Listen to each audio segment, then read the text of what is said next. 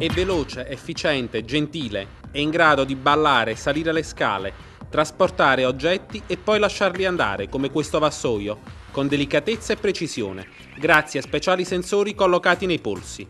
È l'ultima versione di Asimo, il robot umanoide realizzato dai maghi giapponesi della Honda, per la prima volta a Napoli nell'ambito dell'edizione 2009 di Futuro Remoto dedicata agli androidi. Ci vorranno all'incirca 15 anni perché Asimo raggiunga l'autonomia necessaria a renderlo prezioso in tutta una serie di situazioni, in casa, in azienda, ma anche per rendere più agevole la vita dei disabili.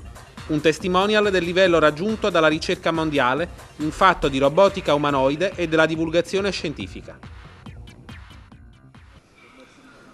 Allora, credo che siamo di nuovo in diretta, che non sento più. Sono col professor Siciliano, che tra l'altro è anche presidente della Società Mondiale di Robotica. Sembrano giocattoli, ma in realtà c'è un lavoro incredibile alle spalle di dedizione, di impegno di ricercatori di tutto il mondo. Assolutamente, per consentire a questi oggetti che sono i robot industriali di interagire in condizioni di sicurezza con gli esseri umani, per avere dei robot come Paro, come Cab, che possono giocare con i bambini, con gli anziani, con i pazienti, bisogna affrontare questo discorso della sicurezza. Avere un robot che possa essere sicuro è una scommessa. Nel nostro laboratorio alla Facoltà di Ingegneria Federico II, in Prisma Lab, ci occupiamo di questo aspetto, di consentire al robot di sentire l'ambiente esterno e di fare in modo di reagire in modo da non creare reazioni improvvise nei bambini, negli esseri umani che devono interagire con questo robot. Professore, qual è il contributo, il peso della comunità scientifica napoletana e campana a livello internazionale? Ma da italiano e da napoletano tengo a dire che l'Italia